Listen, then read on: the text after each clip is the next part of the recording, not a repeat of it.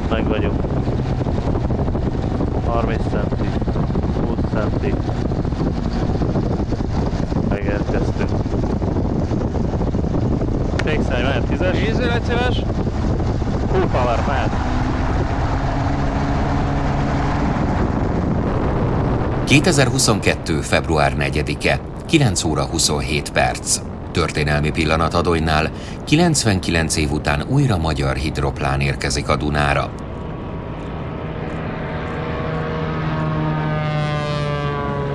Nem egyszeri leszállásról van szó, hanem próbarepülések egész soráról. Az Aero Express repülőgépe 2 nap alatt számtalan megközelítést, leszállást és vízi manővert hajt végre a folyón. A Duna Adony előtti szakasza ezúttal a 17-35-ös irányú pályatestet jelenti jó 1000 méteres hosszúságban.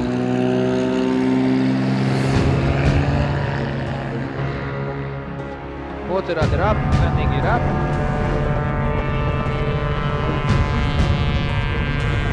Köszönöm, folytatjuk.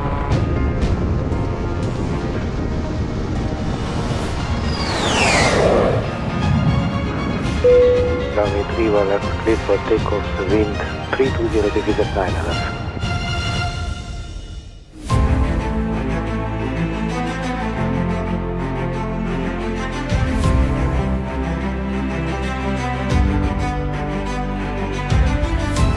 Két nap alatt összesen 8 órányi próbarepülésre készülnek a pilóták, akik egyébként a hétköznapokon Airbus A320-asokat és 21-eseket vezetnek.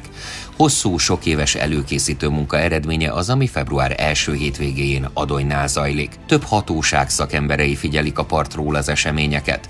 A folyó e szakaszán a repülés idejére hajózási zárlatot rendelnek el, a fel- és leszálló terület környékét pedig több hajóval biztosítja a vízimentők magyarországi szakszolgálata. Zajlik az indulás előtti ellenőrzés, azért ez most egy picit másképp néz ki, mint egy Airbus esetében, nem? Megerősítem, nem tudnánk felmászni a szányra, nagyon nagy macera lenne. Úgyhogy, de más szempontból is, mert a Vukarán során, ott maximum tócsával lépünk, itt egy picit nagyobb lenne a csobbanás. Milyen volt az első vízre szállás? Koncentráltunk a feladatra mindannyian, de azért emberek vagyunk és meghatódtunk közben azért, főleg a sikere után. Először elmegyünk a vízre, és elmegyünk, most jobbra fogok elmenni egy kicsit, jó? Oké.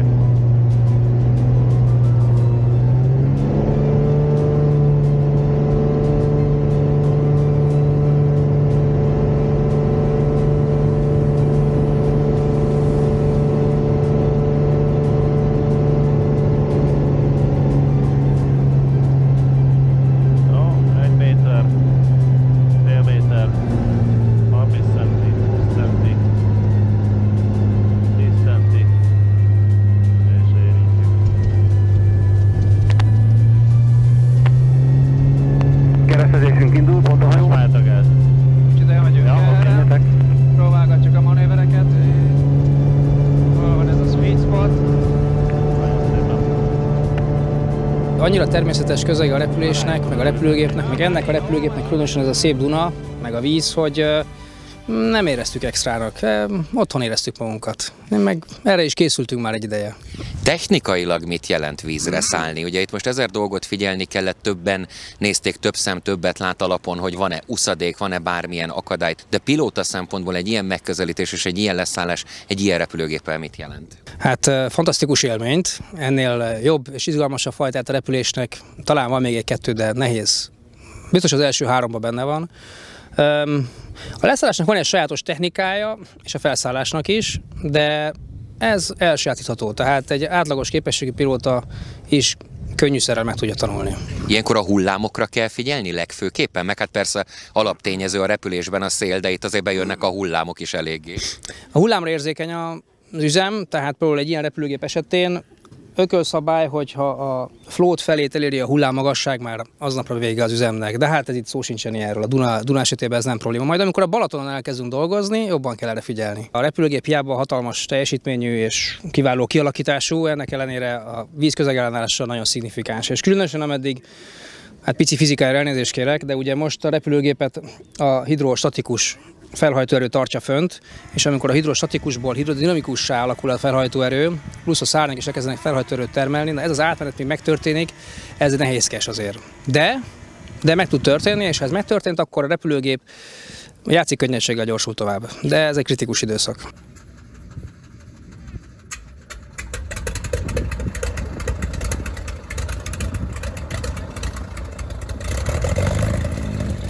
A Cessnával együtt a pályatestet biztosító hajók is kiúsznak az öbölből a Dunára és elfoglalják pozíciójukat. Kezdett csak a Házas Gábor, újra kezdjük az üzemet. Laci, mi felmegyünk akkor a folyón, és akkor ugyanúgy leszünk csak a túlsó végén. Mindenkinek megvan a pontos feladata, folyamatos a rádió összeköttetés a repülőgép és a vízi járművek között.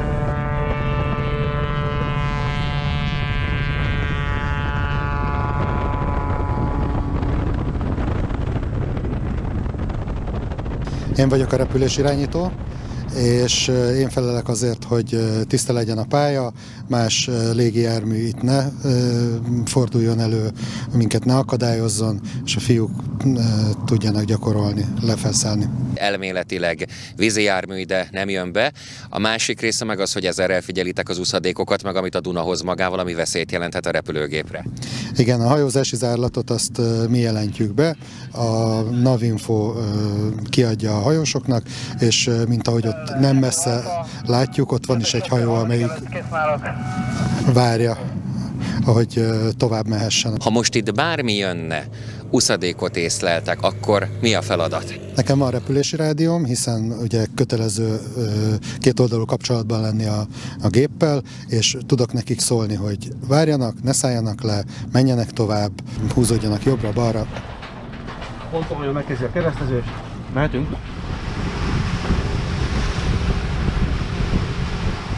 Van még egy nagyon komoly biztosításunk is. Vízimentők Magyarországi Szakszolgálata 2 hajóval, balonokkal, emelő hevederekkel, búvárokkal itt van, úgyhogy ha bármi történne, azonnal a legmagasabb szintű biztosítás megvan. Készült egy forgatókönyv, amit aztán sokszor az élet átír, meg felülír, hogyha úgy tetszik, de hányszor mentetek át ezen a mai menetrenden? Az utóbbi hónapok erről szólnak, gyakorlatilag 0-24-ben, hogy ki, mikor, mit, hol fog csinálni, ki miben segít, kinek mi a feladata, de sikerült egy nagyon-nagyon jó csapatot összerakni, akik várunk egy kicsit, mert elmegy a gép. Sok ember nagyon komoly munkája van abban, hogy ez így ma összejöhetett, hiszen ugye 1937 óta nem volt ilyen Magyarországon, tehát a hatóságok sem igazán tudják, hogy jelenleg hogyan legyen, ezért ezt ki kell találni, meg kell velük beszélni, ezért volt a délelőtti program az, hogy az illetékes hatóságok megtekintették a gépet, látják, hogy milyen üzem, mikre kell figyelni, és akkor így sokkal könnyebb lesz utána ezzel foglalkozniuk.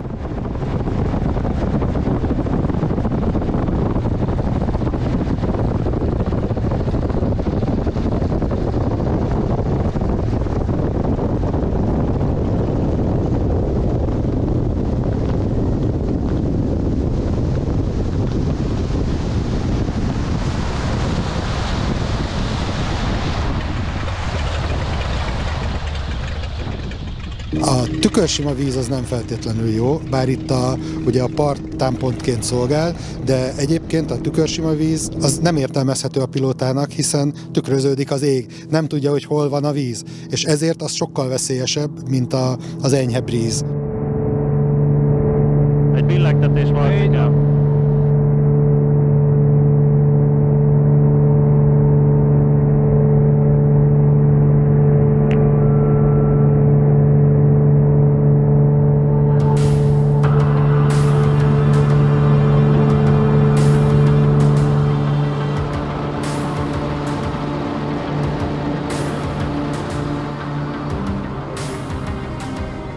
A repülőgépet üzemeltető Aeroexpress Kft. A magyarországi vízi repülés újbóli bevezetésén dolgozik.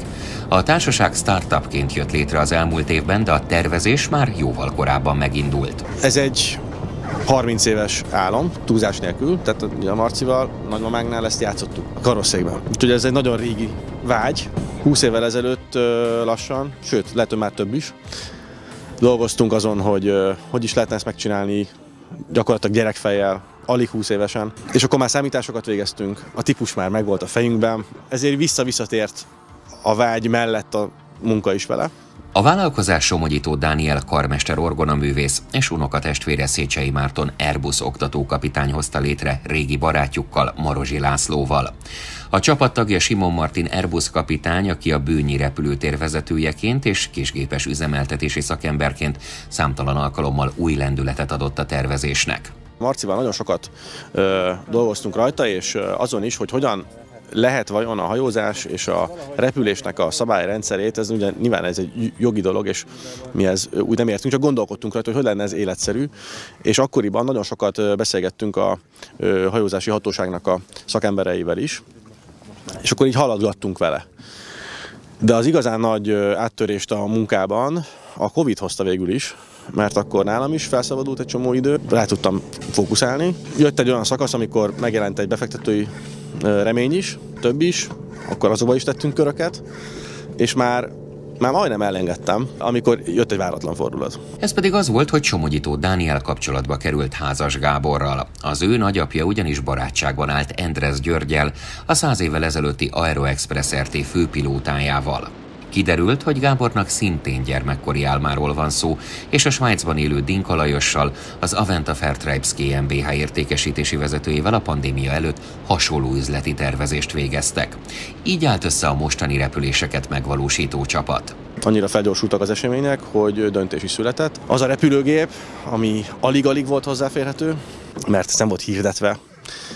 A piacon nem volt ilyen repülőgép. Most sincs szerintem. Európában. Végül meg tudtuk vásárolni Norvégiába. A norvég tulajdonosa majdnem egy évet várt, hogy mi is lesz. Szóval nagyon-nagyon kalandos. Marci 3 évvel ezelőtt Lengyelországban szerezte meg a vízi repülőgépre jogosító szakszolgálati engedélyt. Ilyen repülőgépet először Norvégiában vezettem, ahonnan a repülőgépet elhoztuk, amúgy 19-ben szereztem jogosítást vízirepülőgépre. A folyóvízzel kapcsolatban próbáltunk információt szerezni a világon mindenhol, és igazából senki sem tudott ebben segíteni. Sok szerencsét kívántak, leginkább. Azért is fontos, hogy jól kipróbáljuk a dolgokat, de úgy gondolom, hogy kellő körültekintéssel és a fizikát és a természetet tisztelve ez egy végrehajtható feladat. Ma délután kihasználva a kellemes időjárást megpróbáljuk még tovább finomítani a leszállás-felszállás technikáit, és esetleg tovább fogjuk finomítani azt, hogy hogyan tudunk együttműködni más vízi járművekkel, illetve a kikötésnek a dolgait még talán még azt is egy picit még számba vesszük, hogy mit hogyan csináljunk. De a lényeget megtettük délelőtt, megtörtént az első repülés, kipróbáltuk a repülőgépet le- és felszállás közben, kipróbáltuk a repülőgépet nagysebességű vízimanőverek során, kissebességű vízimanőverek során, és a kikötést is kipróbáltuk, úgyhogy a délelőttünk teljes sikerrel zárult, úgyhogy a Dunán most valószínűleg mi vagyunk a legtapasztaltabb vízirepülők a világon.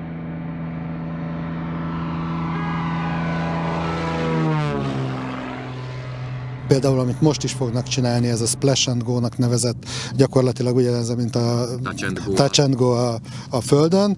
Érinti a vizet, ugyanúgy nagy sebességen tartja, utána fölemelkedik belőle, csinálnak megállásokat. Az előző körben volt egy ilyen váratlan vészhelyzet gyakorlás, ami alapjárattal süllyedtek be, tehát félbeszakították az iskolakört, és besüllyedtek, leszálltak belőle. Tökéletesen működött az is. Fontos ugye ezzel a repülőgéppel sodrásban hogyan lehet kikötni, fordulni, megkerülni bármilyen uszadékot, embert, hajót, akármit. Most a pilóták is gyakorlatot gyűjtenek, hogy ez minél jobban kézbe legyen, minél nagyobb legyen a biztonság. Közel 100 évvel ezelőtt is lehetett hasonló látványban része annak, aki a Dunaparton sétált. Igaz, nem itt Adonyban, hanem Budapest belvárosában. Az akkor még éppen alakuló félben lévő Aeroexpress RT első repülőgépe 1922 végén érkezett meg a Gellért szálló elé. Pontosan a belváros szívébe, a Gellért szálló előtti Duna szakaszra szállt le a gép, egy stég mellé kikötve, nagy nyilvánosság mellett. Ezek Junkersek voltak. Junkers F-13-as, a legkorszerűbb fémépítésű 4 személyes repülőgépek voltak. 1922-ben a vállalat olyan útvonalakon szeretett volna repülni, mint a Budapest-Székesfehérvár, Nagykanizsa-Zágráb, a Budapest-Prága és a Budapest-Bukarest. Ám Magyarország és a szomszédos országok közötti feszült és rendezetlen politikai helyzet miatt akkor még kicsi esély mutatkozott a nemzetközi útvonalak megnyitására. Ezért a minisztertanács kiterjesztette az Aero-Express vonalengedélyét a Duna magyarországi szakaszára és a Balatonra, valamint jóváhagyta az alkalmi és sétarepüléseket is.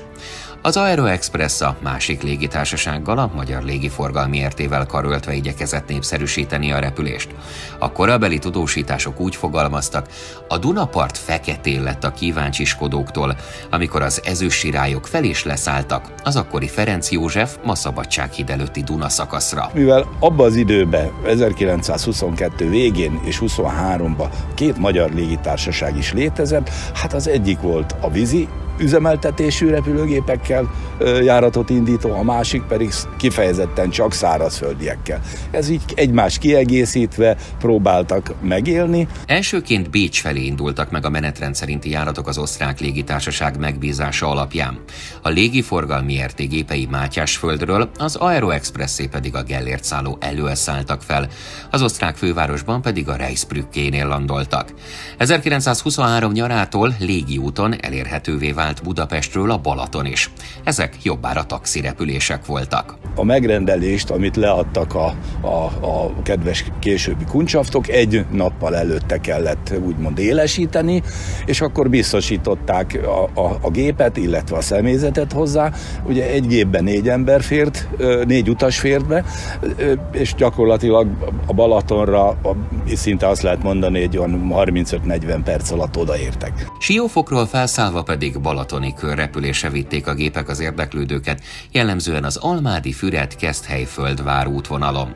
A 100 évvel ezelőtt létrejött cég hidroplánjai 1926-ig szelték a hazai vizeket és az égboltot, de a vízirepülés ezt követően még egy jó évtizedig jelen volt Magyarországon. 34-től egy nehány évig szintén volt egy hidroplán, amit a korabeli filmeken, illetve reklámokon lehet látni.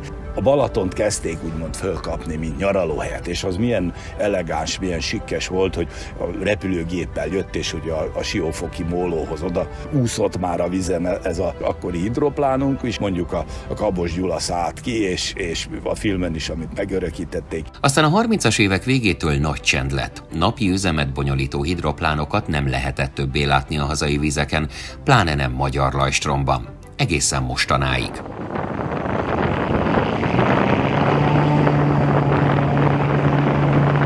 Kétségtelenül ez egy kockázat.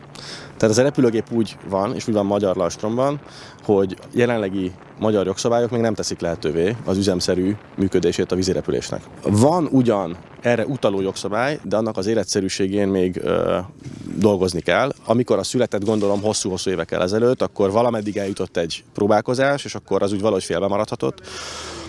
És nagyon-nagyon bízunk abban, hogy azáltal, hogy most van egy repülőgép, amin ezt az üzemet ilyen kísérleti üzemben, mint amiben most vagyunk, meg lehet tekinteni, meg lehet ismerni, a hajózási szakemberek is meg tudják ismerni a képességeit, az, hogy hogyan tud integrálódni a hajózásnak a világába, a hajóknak a ritmusához ez a repülőgép hogy tud viszonyulni. Szóval ezeket most fogják itt is a szakemberek megismerni, és nagyon bízunk benne, hogy ez eredményre fog vezetni abból a szempontból, hogy látni fogják, hogy végül is érdemes vele foglalkozni, hogy legyen Magyarországon ennek jogszabályi háttere is. Checklist következik, felmérjük az időjárást, a szélcsend miatt lehet, hogy most megpróbáljuk, milyen lesz, hogyha hegymenetben szállunk föl, északi irányban, utána pedig egyeztetve a földi csapattal a vízi manővereket fogjuk végigvenni, hogy mit fogunk csinálni. De nagyjából felkészült mindenki, itt olyan profik dolgoznak, hogy én vagyok a leggyengébb láncem, úgyhogy nem aggódom. Nálunk ez családi hagyomány, hiszen anyai nagypapám pilóta volt, őt le is lőtték az első világháborúban, később Endresz György barátjaként sokat repült ő vele, majd utána ugye szüleim megismerkedtek, és apukám 15 évesen már ejtőernyőzött, és most 80 évesen, még az elmúlt év végén a Balatonba ugrott, amit szintén a vízimentők biztosítottak. Tehát mi vettük ki a 80 éves apámat, aki ejtőernyőzik. Pont egy évszázada lesz annak, hogy elkezdődött Magyarországon ilyen üzem, és 23-ban pedig az Aeroexpress RT-nek, az egyik első magyar légitársaságnak, az indulásának pedig konkrétan a 100. évfordulója lesz, és hát nagyon, nagyon nagy reményeket fűzünk ahhoz, hogy a 100. évforduló akár egy nagyon méltó módon is megünneplésre kerülhet itthon.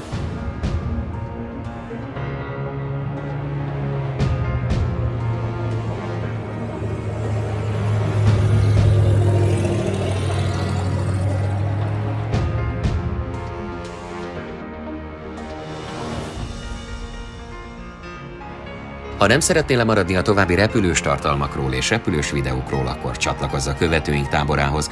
Ha pedig támogatnád az Aeroparkban kiállított történelmi repülőgépek újjászületését, megújulását, kérjük, keresd fel a videó alatti leírásban található támogatói felületeket.